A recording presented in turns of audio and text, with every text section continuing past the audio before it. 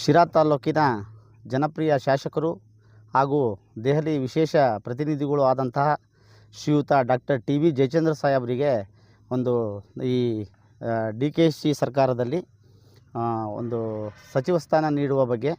ಏಕೆಂದರೆ ಜಯಚಂದ್ರ ಅವ್ರಿಗೆ ಯಾಕೆ ನಾವು ಸಚಿವ ಸ್ಥಾನ ಕೊಡಬೇಕು ಅಂತಂದರೆ, ಅವರು 49 ವರ್ಷಗಳ ಕಾಲ ಸತತ 49 ವರ್ಷಗಳ ಕಾಲ ಒಂದೇ ಪಕ್ಷದಲ್ಲಿದ್ದು ರಾಜಕೀಯ ಮಾಡಿ ಒಬ್ಬ ಅನುಭವಿ ರಾಜಕಾರಣಿ ಹೌದು. ಹಾಗೆ 1978ರಲ್ಲಿ ಅವರು ಪ್ರಥಮ ಬಾರಿಗೆ ಶಾಸಕರಾಗ್ತಾರೆ. ಹಲವಾರು ಖಾತೆಗಳನ್ನು ಯಾವುದೇ ಒಂದು ಕಪ್ಪು ಚುಕ್ಕೆ ಇಲ್ಲದೆ ನಿಭಾಯಿಸ್ತಾರೆ. ಕೃಷಿ ಸಚಿವರಾದಾಗ ಅವರು ಮಾಡಿದಂಥ ಕಾರ್ಯಗಳು ತುಂಬ ಮೆಚ್ಚುವಂಥದ್ದು. ಹಾಗೆ ಸಿದ್ದರಾಮಯ್ಯ ಸರ್ಕಾರದಲ್ಲಿ 2013-18ರ ಸರ್ಕಾರದಲ್ಲಿ 3 ಖಾತೆಗಳನ್ನು ನಿಭಾಯಿಸಿರ್ತಾರೆ. ಅವರ ಒಂದು ರಾಜಕೀಯ ಅನುಭವವನ್ನು ನಮ್ಮ ಮುಂದಿನ ಮುಖ್ಯಮಂತ್ರಿ ಡಿ ಕೆ ಶಿವಕುಮಾರ್ ಅವರು ಅದನ್ನು ಬಳಸ್ಕೋಬೇಕು. ಏಕೆಂದರೆ ಅವ್ರಿಗೆ ಸಚಿವ ಸ್ಥಾನ ಕೊಡಬೇಕು. ಅವರು ಇಡೀ ರಾಜ್ಯದಲ್ಲಿ ರಾಜ್ಯ ಕಂಡಂಥ ಒಬ್ಬ ಹಿರಿಯ ಮುತ್ಸದ್ದಿ ರಾಜಕಾರಣಿ. ಏಕೆಂದರೆ ಇವತ್ತು ಅಪ್ಪರ್ ಭದ್ರಾ ಇರ್ಬೋದು, ಎತ್ತಿನೊಳೆ ಇರ್ಬೋದು, ಹೇಮಾವತಿ ಇರ್ಬೋದು, ಇವು ನೀರು ತರೋದ್ರಲ್ಲಿ ತುಂಬ ಯಶಸ್ವಿಯಾಗಿದ್ದಾರೆ. ಹಾಗೆಯೇ 2024ರಲ್ಲಿ ಅವರಿಗೆ ಅತ್ಯುತ್ತಮ ಶಾಸಕ ಪ್ರಶಸ್ತಿಯು ಸಹ ಲಭಿಸಿದೆ. ಅವರಿಗೆ 224 ಕ್ಷೇತ್ರದ MLAಗಳ ಪೈಕಿ ಇವರಿಗೆ ಅತ್ಯುತ್ತಮ ಪ್ರಶಸ್ತಿಯೂ ಲಭಿಸಿದೆ. ಇವತ್ತು ಶಿರಾನ ಒಂದು ಅಭಿವೃದ್ಧಿಯ ಪಥದತ್ತ ಕೊಂಡೊಯ್ದು ಇವತ್ತು ಅಭಿವೃದ್ಧಿ ಮಾಡೋರೆಂದರೆ ಶಿರಾ ತಾಲೂಕು ಈ ಮಟ್ಟದಲ್ಲಿ ರಾಜ್ಯದಲ್ಲೇ ಒಂದು ಗುರುತಿಸುವಂಥ ಸ್ಥಳವಾಗಿದೆ. ಹಾಗಾಗಿ ಅವ್ರಿಗೆ ಈ ಸಂಪುಟದಲ್ಲಿ ಅವ್ರಿಗೆ ಒಂದು ಉನ್ನತ ಖಾತೆಯನ್ನು ಕೊಟ್ಟು ಅವ್ರನ್ನ ಗೌರವಯುತವಾಗಿ ನಡೆಸ್ಕೊಳ್ಬೇಕಾಗಿ ತಮ್ಮಲ್ಲಿ ಕೇಳ್ಕೊಳ್ತೀನಿ.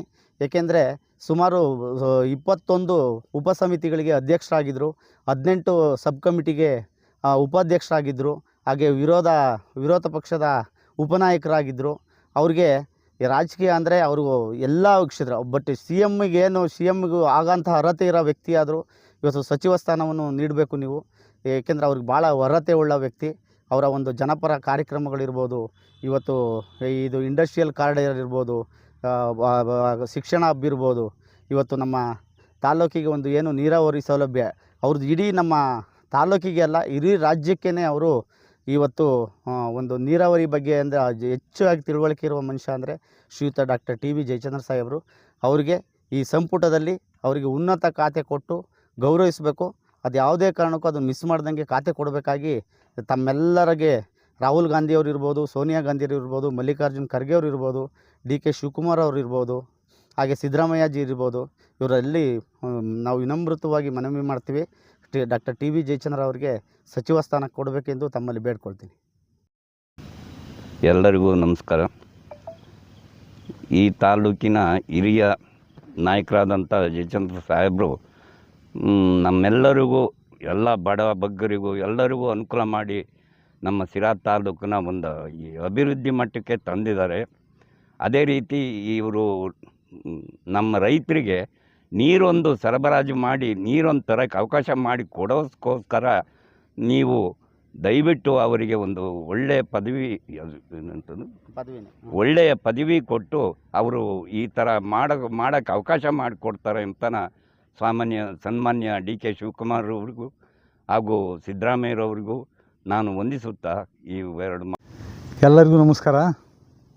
ಈಗ ಸಿದ್ದರಾಮಯ್ಯ ಸರ್ಕಾರ ಹೋಗಿ ರಾಜೀನಾಮೆ ಕೊಟ್ಟು ಡಿ ಕೆ ಶಿವಕುಮಾರ್ ಅವರಿಗೆ ಅನುಕೂಲ ಮಾಡಿಕೊಟ್ಟಿದ್ದಾರೆ.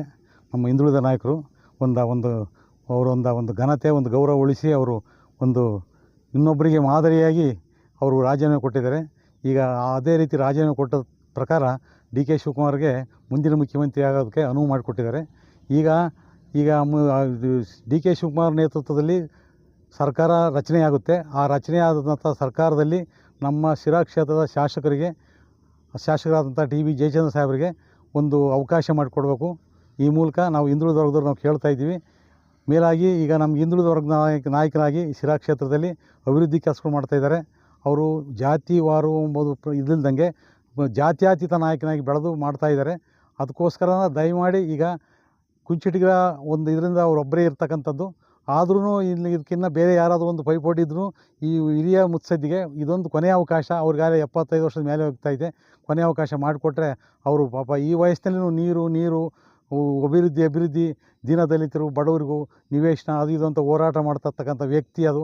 ಆ ವ್ಯಕ್ತಿಗಳಿಗೆ ಇದೊಂದು ಸಾರಿನ ಸರ್ಕಾರದವರಾಗಲಿ, ಡಿ ಕೆ ಶಿವಕುಮಾರ್ ಸಾಹೇಬರಾಗಲಿ, ಸಿದ್ದರಾಮಯ್ಯ ಸಾಹೇಬರಾಗಲಿ, ಯಾರೇ ಆಗಲಿ ಹೈಕಮಾಂಡರು ಅವ್ರಿಗೆ ಮನಸ್ಸು ಮಾಡಿ ಹಿಂದುಳಿದ ವರ್ಗದ ಪ್ರತಿನಿಧಿ ಅಂದ್ಕೊಂಡೇ ಅವ್ರಿಗೊಂದು ಸ್ಥಾನ ಒದಗಿಸ್ಕೊಟ್ರೆ ಭಾಳ ಒಳ್ಳೆಯದಾಗ್ತೈತೆ. ಅದರಿಂದ ಈ ಸಿರಾ ತಾಲೂಕಿಗೆ ಇನ್ನೂ ಒಂದು ಸ್ವಲ್ಪ ಹೆಚ್ಚಿನದಾಗಿ ಅಭಿವೃದ್ಧಿ ಕಾಣ್ತಾರೆ.